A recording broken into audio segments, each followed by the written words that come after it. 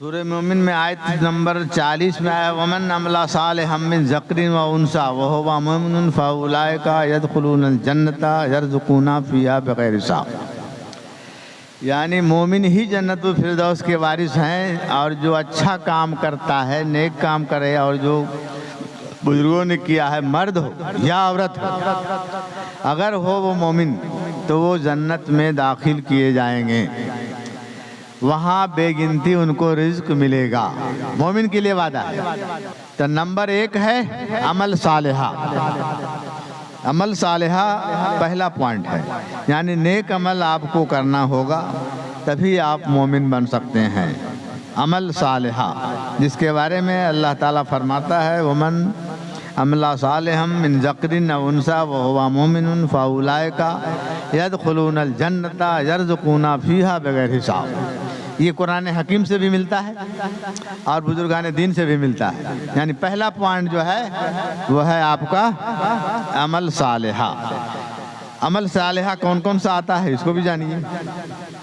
عمل صالحہ میں صرف نماز پڑھنا ہی نہیں آتا ہے، عمل صالحہ میں صرف حج کرنا ہی نہیں آتا ہے، عمل صالحہ میں ہے لوگوں سے بھلائی کا پیش آنا، لوگوں کو مدد پہنچانا، لوگوں سے بہترین سے ملنا، میٹھی باتیں کرنا، مصالحت کروانا، نہ کہ جھگڑا کروانا۔ اللہ تعالیٰ کے رسول نے فرمایا کہ کسی سے جھگڑا کروا دینا، ایک حدیث ہے کہ وہ تمام نیکیوں پر وہ پانی پھیر دیتا ہے، اور اگر کسی کا آپ کسی باہمی تعلقات میں اگر درار ہے اس میں آپ مصالحت کرواتے ہیں تو وہ نیکی ہے جو تمام نیکیوں سے اوپر ہوگا۔ وہ یعنی جھگڑا کو مٹانا، مصالحت کروانا بہت بڑی نیکی ہے، عمل صالحہ ہے۔ اور دو بھائیوں میں جھگڑا کروانا یہ ایسا غلط عمل ہے جو آپ کا تمام نیکیوں کو برباد کر دے گا، پانی پھیر دے گا۔ اس لیے عمل صالحہ کو بھی سمجھنا چاہیے۔ نمبر 1 عمل صالحہ یعنی نیک عمل، اچھا کام۔ اچھا کام میں بہت سارے آتے ہیں۔ اب آئیے نمبر 2، دوسرا ہے نفس کی مخالفت، یعنی جو آپ کا نفس کہہ رہا ہے اس کا آپ الٹا کام کیجیے۔ نفس کہہ رہا ہے کہ نہیں آج ہم کو بریانی کھانا ہے، تو آپ کہیے نہیں آج ہم چٹنی روٹی کھائیں گے، یہ مخالفت ہے۔ ایسا نہیں کہ بریانی کہہ رہا ہے تو اس کا بریانی نہیں چلے گا، ہم خصی کا ہی بریانی کھائیں گے۔ یہ جو آپ کو کر رہا ہے، اندر سے جو اٹھ رہا ہے، یہ جو بلبلہ جو اٹھ رہا ہے کہ یہ کرنا چاہیے، یہی نفس ہے۔ نفس کہیں جو ہے وہ آپ کو سامنے نظر نہیں آتا ہے، وہ آپ کے اندر ہی گھسا بیٹھا ہے، اور اسی کی مخالفت کرنا ہے۔ اور نفس کی مخالفت ہی سب سے بڑی نیکی ہے، سب سے بڑا جو ہے عبادت ہے، خاص کر کے مومنین کے لیے۔ لیکن جس کو نہیں پتا ہے وہ نفس کی مخالفت نہیں بلکہ اس کا بہت زیادہ احترام کرتا ہے، عزت کرتا ہے، اسی کے ساتھ چلتا ہے، یا یوں کہیے کہ اس کے کہنے پر ہی چلتا ہے۔ ایک بزرگ تھے، ان کا نام تھا حاتم اسم۔ انہوں نے کہا کہ جب لوگوں کو ہم نے غور کیا تو دیکھا تو معلوم ہوا کہ سب حرص و ہوس کے بالکل مبتلا ہیں، اب پیرو بنے ہوئے، پیروکار بنے ہوئے ہیں، نفس کے کہنے پر ہی چلتے ہیں۔ تو پھر انہوں نے اس آیت پر غور کیا۔ آیت کیا ہے؟ وَأَمَّا مَنْ خَافَ مَقَامَ رَبِّهِ وَنَهَى النَّفْسَ عَنِ الْهَوَىٰ فَإِنَّ الْجَنَّةَ هِيَ الْمَأْوَىٰ۔ اللہ تعالیٰ کا فرمان اس میں جڑا ہوا ہے۔ بزرگان دین کا جو ہے انہوں نے بہت بڑا اس میں خاص کر کے ایک بہت بڑا یہ دے دیا ہے کہ آپ اس کو بہت احترام کے ساتھ قرآن حکیم کے حوالے سے ہم یہ آپ کو خبر دے رہے ہیں، قرآن حکیم کا حوالہ دے رہے ہیں، بہت بڑا دلیل پیش کر رہے ہیں کہ آپ اس دلیل کو نہیں جھٹلا سکتے ہیں، کیونکہ یہ دلیل جو ہے قرآن سے ملتا جلتا ہے، ہر پوائنٹ پر آپ کو قرآنی دلیل ہے۔ دوسرا پوائنٹ میں جو مخالفت کی نفس ہے اس کے بارے میں آیا ہے وَأَمَّا مَنْ خَافَ مَقَامَ رَبِّهِ وَنَهَى النَّفْسَ عَنِ الْهَوَىٰ فَإِنَّ الْجَنَّةَ هِيَ الْمَأْوَىٰ، اور اسی کے اپوزٹ ہے فَأَمَّا مَنْ طَغَىٰ وَآثَرَ الْحَيَاةَ الدُّنْيَا فَإِنَّ الْجَحِيمَ هِيَ الْمَأْوَىٰ۔ فَأَمَّا مَنْ طَغَىٰ وَآثَرَ الْحَيَاةَ الدُّنْيَا فَإِنَّ الْجَحِيمَ هِيَ الْمَأْوَىٰ، جو نفس کی مخالفت نہیں کی، شرارت کی، اور اس کے کہنے پر چلا اس کا ٹھکانہ جہنم ہے۔ اور دوسرا یہ کہ جو نفس کی مخالفت کی اور اللہ سے خوف کھایا اور صحیح راستے پر چلا اس کا ٹھکانہ جنت ہی ہے۔ ایک لین میں جواب کر دیا اللہ تعالیٰ نے۔ ادھر ادھر چٹھی چپاتی کو چھوڑیے اور قرآن حکیم کے حوالے سے آئیے۔ یعنی جس نے اللہ سے ڈر کر نفس کی خواہشات کو روکا اس کا ٹھکانہ بہشت ہے۔ تو یقین ہو گیا کہ قرآن شریف سچا ہے، اس لیے نفس کی مخالفت پر کمر بستہ ہو جاؤ۔ نمبر 3، اللہ کے یہاں باقی رہنے والی چیز۔ جو یہاں باقی رہنے والی ہے وہ اللہ کے یہاں نہیں رہنے والی۔ جیسے اگر آپ نے دولت جمع کیا ہے تو آپ کا یہیں رہے گا، وہاں نہیں جانے والا ہے۔ اگر آپ نے بہت بہترین مکان بنایا ہے تو یہاں رہنے والا ہے، وہاں جانے والا نہیں ہے۔ اگر آپ نے اور بہت بڑا کوئی بزنس کر لیا ہے تو وہ وہاں نہیں جانے والا۔ اس طرح بہت ساری باتیں ہیں۔ تو اس کے بارے میں اللہ تعالیٰ فرماتا ہے ما عندکم ینفد وما عند اللہ باق۔ ترجمہ اس کا ہے کہ جو کچھ تمہارے پاس ہے وہ ختم ہو جانے والی ہے، اور جو اللہ تعالیٰ کے ہاں ہے وہی باقی رہنے والی ہے۔ تو حضرت حاتم اصم نے کہا تو پھر یہاں والا کو سب کو لٹا دیا اور جو باقی رہنے والا ہے اس کی طرف چل دیے۔ یہ حضرت حاتم اصم رحمۃ اللہ نے ایسا کر کے دکھلایا ہے۔ تو کہا کہ پھر تو دیر کیا کرنا ہے، ادھر ہی چلتے ہیں، چونکہ جو باقی رہنے والی چیز ہے تو باقی رہنے والی چیز جو ہے عمل صالحہ ہے، باقی رہنے والی جو آپ کا ہے نیک عمل ہے، باقی رہنے والی چیز جو ہے جتنا آپ نیکی جمع کرتے ہیں وہ رہنے والی ہے۔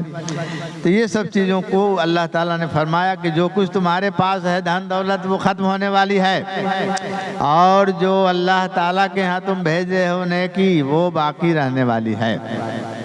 سورہ نساء میں آیا ہے کل متاع الدنیا قلیل والآخرۃ خیر لمن اتقی ولا تظلمون فتیلا۔ کل متاع دنیا، دنیا کی تمام جتنے بھی مال و متاع ہے وہ بہت قلیل ہے، بہت تھوڑا ہے، اور اللہ کے ہاں جو رہنے والی چیز ہے وہ ہمیشہ ہمیشہ رہنے والی ہے اور باقی رہنے والی ہے۔ یہ قرآن حکیم کا حوالہ ہے۔ اگر قرآن حکیم کو مانتے ہیں، قرآن حکیم پر ایمان ہے تو اس پر عمل پیرا ہو جائیے۔ نمبر 4، متقی یعنی تقوی، تقوی و پرہیزگاری۔ چوتھا یہ ہے کہ جب میں نے غور کیا، انہوں نے فرمایا تو خلقت کے حالات کو دیکھا تو معلوم ہوا کہ بعض لوگوں نے آدمی کو عجز و صرف، اس کی بزرگی، کثرت، اقوام کو سمجھ، میں نے ساری چیز کو سمجھ رکھا ہے کہ دنیا میں جو نعمتیں ہیں اور جو چیز ہم کو مل رہا ہے تقویٰ کرنے کی کوئی ضرورت نہیں ہے۔ یہیں پا لیں گے سب کچھ، شہرت بھی ہو جائے گا، عزت بھی ہو جائے گا، پیسہ بھی ہو جائے گا، اس کے بعد مر جائیں گے، ختم ہو جائے گا۔ انہوں نے کہا ایسی بات نہیں ہے، اس پر فخر کرتے ہیں اس لیے بالکل بیکار ہے۔ کچھ مال اولاد پر کرتے ہیں، کچھ مال پر کرتے ہیں، کچھ عزت پر کرتے ہیں، یہ خیال بالکل غلط ہے۔ لہٰذا آپ کو متقی اور پرہیزگار بننا چاہیے۔ قرآن حکیم میں آیا ہے اِنَّ أَكْرَمَكُمْ عِندَ اللَّهِ أَتْقَاكُمْ، یعنی بے شک تم میں سے اللہ تعالیٰ کے نزدیک وہ سب سے بڑھ کر معزز ہے، بہترین ہے، سمجھا جائے گا جو سب سے زیادہ متقی ہوگا۔ جو سب سے زیادہ متقی و پرہیزگار ہوگا وہی اللہ کے نزدیک سب سے بہتر ہے۔ چوتھا کا تفصیل یہ ہے کہ معلوم ہوا کہ پس یہی ٹھیک ہے اور حق ہے، اور تو جو کچھ لوگوں نے خیال کر رکھا ہے یہ سراسر غلط ہے کہ یہاں جو یہ پالیں گے وہ پالیں گے، یہ ہو جائے گا وہ ہو جائے گا، کچھ نہیں ہونے والا ہے۔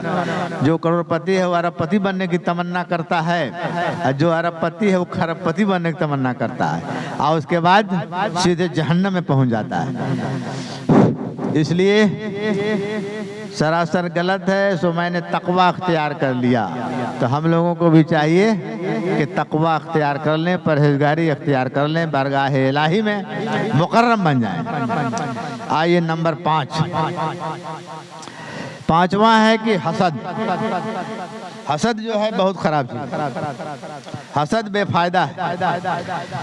تو حضرت حاتم اصم رحمۃ اللہ فرماتے ہیں کہ جب میں نے لوگوں کے حالات کا جائزہ لیا اور غور کیا تو معلوم ہوا کہ ایک دوسرے کو محض حسد کی وجہ سے برائی سے یاد کرتے ہیں، یعنی اس کا نام کو بگاڑ کر بولتے ہیں۔ جس سے ہم کو حسد ہے وہ آدمی کا نام بھی لیا جاتا ہے تو اس کو گندے ناموں سے پکارا جاتا ہے حسد کے وجہ سے، اس سے جلن ہے اس لیے اس کا نام صحیح نہیں پکارتا ہے، لیکن جس سے حسد نہیں اس کا نام احترام کے ساتھ پکارتے ہیں۔ حسد بھی مال مرتبے اور علم کا کرتے ہیں کہ ہمارے پاس یہ ہے وہ ہے فلانا ہے۔ تو اللہ تعالیٰ کے آیت پر جب ہم نے غور کیا، قسمنا بینہم معیشتہم فی الحیات الدنیا، یعنی ہم نے ان میں دنیاوی زندگی کے لیے روزی کچھ تقسیم کر دیا ہے۔ کس کو کر دیا ہے؟ کافروں کے لیے۔ جب اجل میں ان کے حصے جب یہ آ چکی ہے تو تھوڑا اس کو رہنے دیجیے کچھ دیر کے لیے، تو کسی اور کا اس میں کوئی اختیار بھی نہیں ہے، تو اس لیے حسد کرنا بالکل بے فائدہ ہے۔ اس لیے حسد انہوں نے چھوڑ دیا اور کہا آپ لوگ بھی حسد چھوڑ دیجئے۔ اس لیے حسد آپ لوگ چھوڑ رہے ہیں نا، کم سے کم ایک چیز چھوڑتے جائیے۔ یہاں ہر مہینے آئیے، جو ایک خرابی ہے اس کو یہیں چھوڑ کے چلا جائیے، اس کو ہم دفن کر دیں گے۔ ایسا ہوگا نا بھائی؟ کیا نہ ہو سکتا ہے؟ ایک چیز چھوڑتے جائیے اور ایک چیز بہترین اپنائیے۔ ایک بزرگ تھے تو جو ان کا مرید آتے تھے تو کہا رہے تھے کہ بھائی دیکھیے آپ لوگ جب آئیے تو تمہارے اندر جو ایک خرابی ہے اس کو ہمارے یہاں چھوڑ دیجیے، اور اس پر پھر کبھی آپ نہیں ہوئیے کہ ہاں اس کو ہم کروے کریں گے۔ کہا کہ ہم کو آپ دے چکے ہیں، اب وہ کام آپ کو نہیں کرنا، اس لیے پہلا کام ہے کہ حسد آپ لوگ چھوڑ دیجیے۔ ہے نا اس پر راضی؟ ٹھیک۔ تو یہ بات آیا۔ اب آئیے نمبر 5، نمبر 6 چھٹا ہے کہ شیطان تمہارا کھلم کھلا دشمن ہے۔ تو شیطان کو آپ پہچانیے کہ شیطان ہے کون۔ شیطان چھپا ہوا رہتا ہے وہ بات نہیں ہے، شیطان آپ کے سامنے بھی رہتا ہے، جو آدمی کے شکل میں موجود ہے، لیکن آپ اس کو نہیں پہچان رہے کہ یہی شیطان ہے۔ ابلیس کا پرپوتا چھرپوتا سب ابھی زندے ہے، مرتا نہیں۔ ابلیس کو جو ہے موت ابھی نہیں آئے گی، قیامت میں آئے گی۔ اللہ تعالیٰ کا گروہ الگ ہے اور شیطان کا گروہ الگ ہے۔ قرآن حکیم میں آیا ہے کہ دو گروہ چلتا ہے، ایک اللہ کا گروہ ہے، ایک شیطان کا گروہ ہے۔ تو اس میں جو شیطان کا گروہ ہے ابھی بہت بھاری ہے، ابھی لگتا ہے جیسے کہ غالب آ جائے گا، لیکن غالب نہیں آئے گا۔ اللہ کا ہی جو گروہ ہے وہی غالب آنے والا ہے، لیکن وہ مٹانے کی کوشش تو ضرور کرے گا۔ بہرحال آئیے، تو شیطان تمہارا کھلم کھلا دشمن ہے۔ یہ جب دنیا کو غور سے دیکھا تو معلوم ہوا کہ بعض آپس میں دشمنی رکھتے ہیں اور کسی خاص کام کے لیے ایک دوسرے سے لاغ بازی کرتے ہیں۔ لاغ بازی سمجھتے ہیں؟ بطولہ بازی کرتے ہیں، اس کا طرفداری کرتے ہیں۔ اور پھر میں نے اس آیت کریمہ کو جب پڑھا، اِنَّا الشَّيْطَانَ كَمَا عَدُوٌ مُبِينٌ، یعنی بے شک شیطان تمہارا کھلم کھلا دشمن ہے، تو معلوم ہو گیا کہ اللہ تعالیٰ کا کلام بالکل سچا ہے، حق ہے۔ اس لیے ہم نے شیطان کو اپنا دشمن مانا اور اس سے جنگ جاری ہے اور جاری رہے گا۔ اس لیے چاہیے کہ سب سے بڑا ظلم جو کر رہا ہے وہ شیطان ہی کر رہا ہے، چاہے وہ کسی شکل میں موجود ہے۔ تو جاننا چاہیے کہ اس کی پیروی نہیں کرنی چاہیے، بلکہ اللہ کے احکام کو بجا لانا چاہیے، اس کی بزرگی کا اقرار کرنا چاہیے، اور ٹھیک بھی یہی ہے۔ اس لیے شیطان کو دشمن مانیے۔ اب آئیے نمبر 7۔